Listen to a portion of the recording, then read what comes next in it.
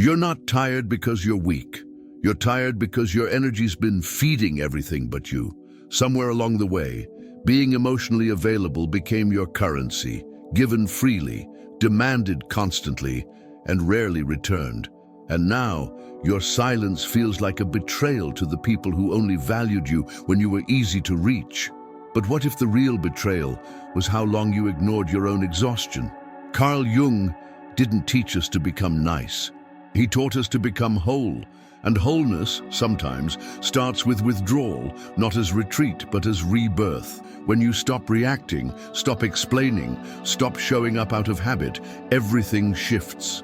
People change, the atmosphere thickens, and the truth of your relationships rises to the surface.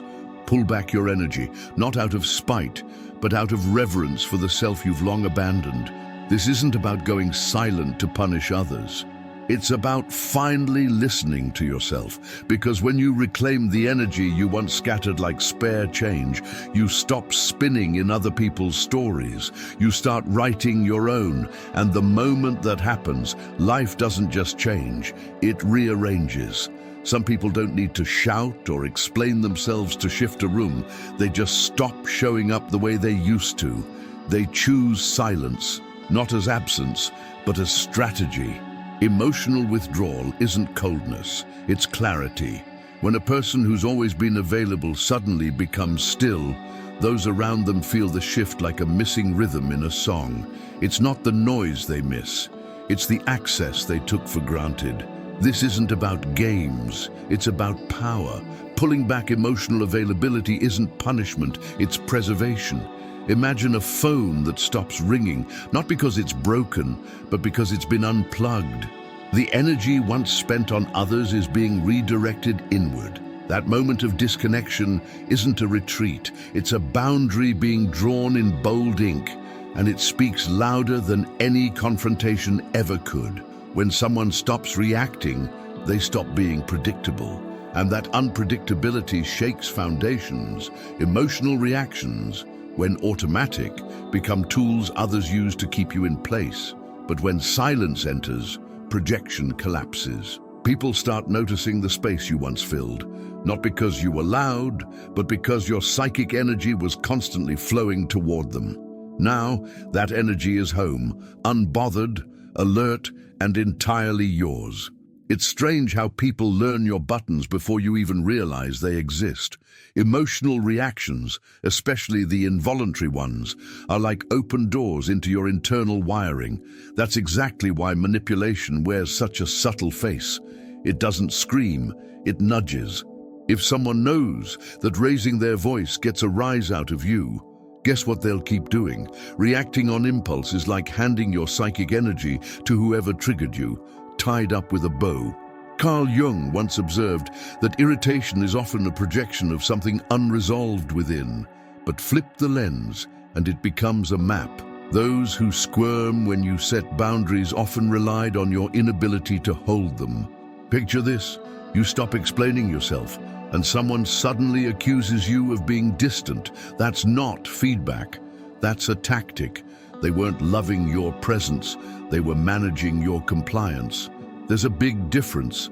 If you've ever walked away from a heated exchange and felt like you lost something, you probably did. Not dignity, but energy. That moment when you snapped, defended, or over-explained, that was psychic energy bleeding out. The wiser move? Let the silence stretch. Let discomfort sit on the other person's lap for once.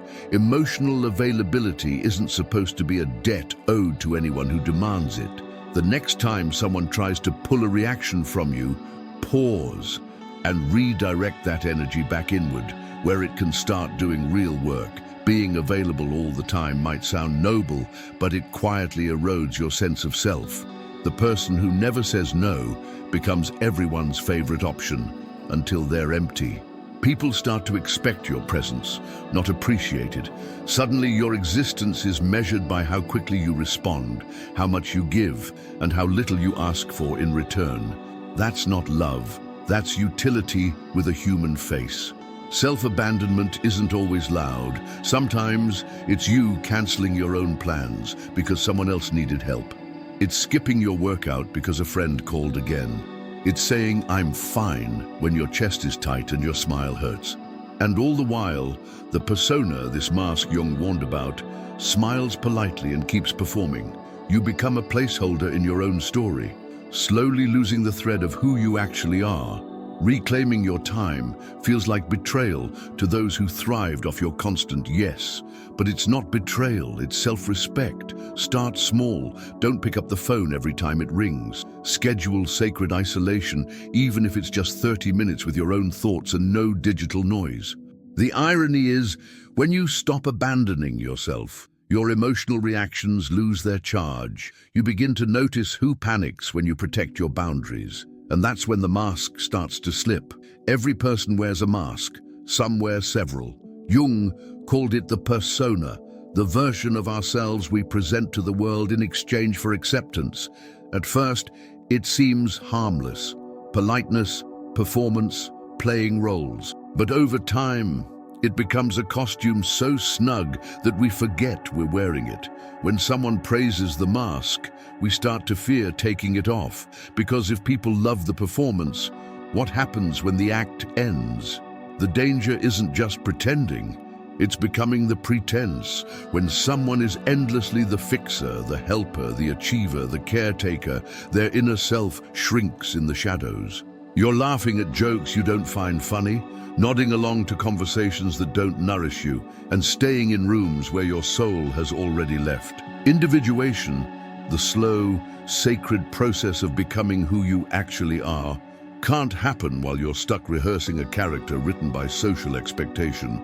Breaking free means noticing the discomfort under the mask. It means asking, whose life am I living right now? Start journaling, not what you did today, but how much of it felt like you. Speak less in situations that demand performance. Let silence grow where the act used to be. At first, people might say you've changed, but you're not changing, you're revealing. And when you stop playing a role, something raw and real begins to stir just beneath the surface, asking for room to breathe. Psychic energy isn't infinite. Every time you argue with someone who won't listen, every time you defend a boundary that should have been respected, you're spending it like loose change. Jung saw the psyche as a living system, one that either flows inward to nourish or outward to exhaust.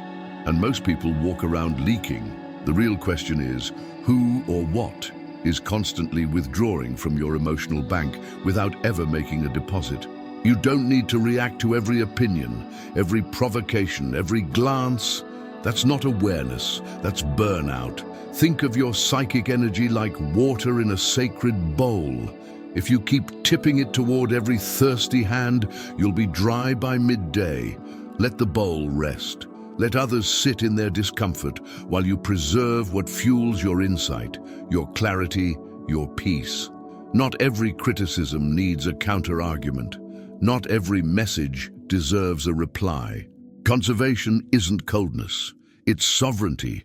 Instead of reacting, observe. Watch how some people escalate when they can't pull an emotional response from you. That's your cue. You're doing it right. Redirect that energy to your inner world. Meditate, sketch, take long walks without headphones. Practice withholding your reaction like it's gold, because it is. And when your psychic energy stops being up for grabs, you start making choices from a very different place, one that's harder to reach and much harder to manipulate. Sovereignty doesn't come from controlling others. It comes from no longer needing to be controlled by your own reactions. Most people think they're choosing, when really, they're just responding. Stimulus, reaction, repeat. Self-awareness breaks that loop. It creates a pause between the feeling and the expression, and in that pause, a different kind of freedom lives.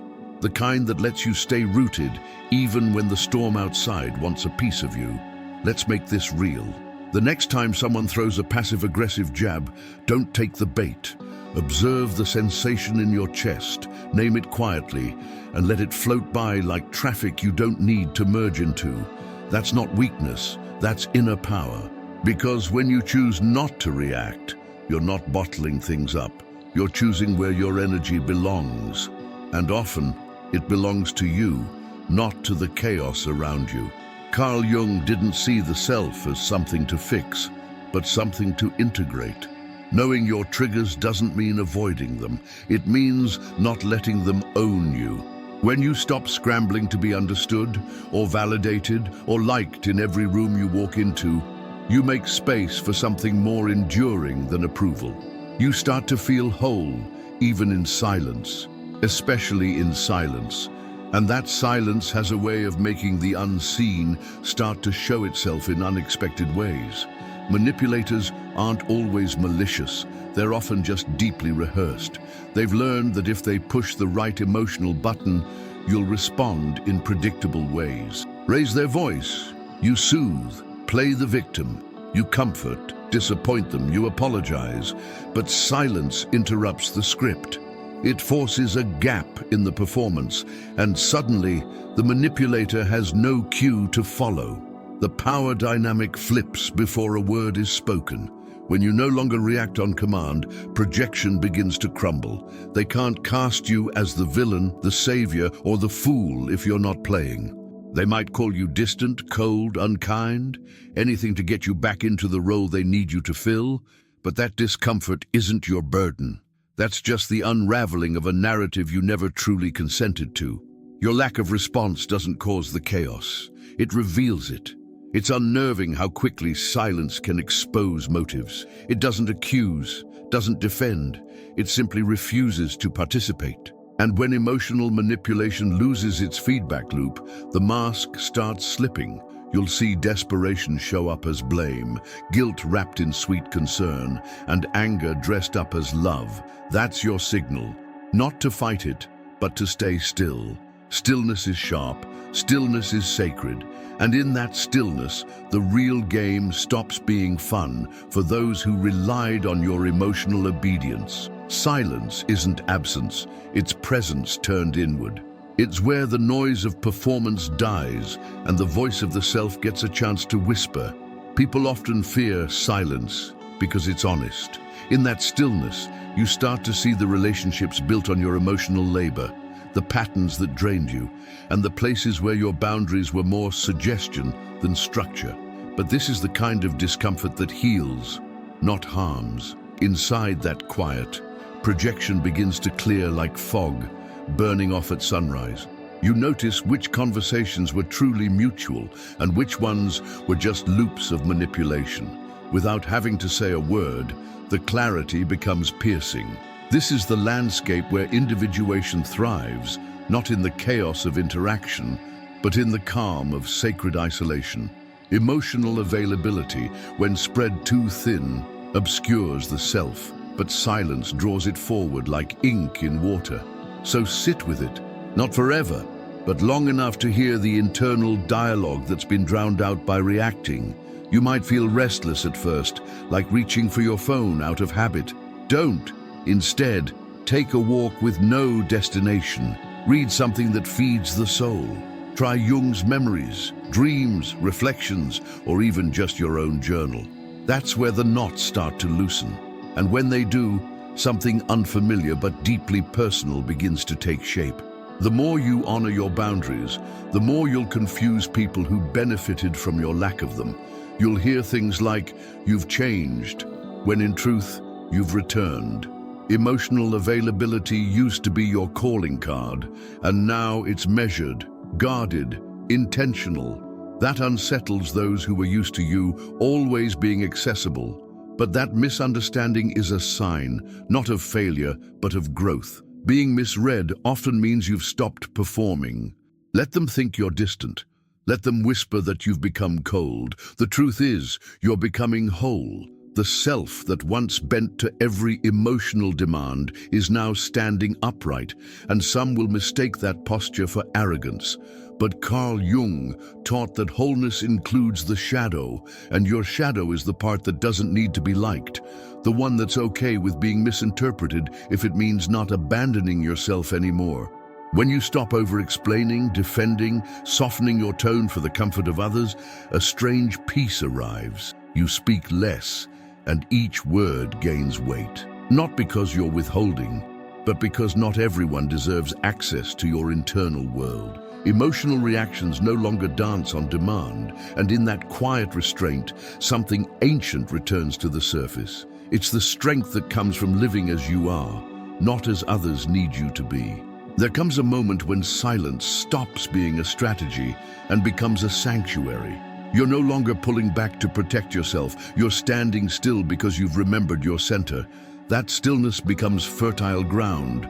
The chaos fades, and the constant pull to explain, to fix, to be everything for everyone dissolves like smoke. In that sacred isolation, something old dies, and something more honest begins to breathe. This is the moment of self-rebirth. Not the flashy kind, but the quiet reconstruction where inner power roots itself deep. You're no longer shaped by emotional reactions or external validation. The need to be understood shrinks. You stop chasing applause for being emotionally available and start respecting your own thresholds. You become rare, not because you withhold love, but because your energy is no longer a communal well for everyone to draw from without question. Now, you create instead of react. You speak less but listen more, especially to yourself. The quiet isn't lonely, it's alive. It holds insight, direction, even softness. From this place, individuation becomes more than a concept. It becomes lived. You carry self-respect like skin, not armor. And those who can meet you here in the calm will know they're meeting someone who's come home to themselves, not through noise, but through the most radical act of all, choosing silence. You don't owe anyone an explanation for reclaiming what was always yours. The hours, the energy, the years you spent stitching yourself into versions of who they needed you to be. That chapter is done, not because you've hardened, but because you've finally softened toward yourself. And that shift, it's not loud, but it's irreversible. People will feel the difference. Some will push, some will vanish. Let them. You're not here to maintain comfort. You're here to live with clarity. The relationships that can't survive your boundaries were never anchored in truth. Let discomfort be your compass for a while. It knows where you've been too available, too reactive, too consumed. Don't run from it. Watch it. Learn from it. That's where your power sharpens. So, what will you protect from now on? What part of yourself are you done loaning out? Tell me in the comments. Be specific. Let this be the moment your silence becomes sacred, not secret. And if this kind of truth is what you need more of, hit subscribe and turn on notifications. No fluff here, just fire, clarity, and self-respect. Exactly where it's overdue.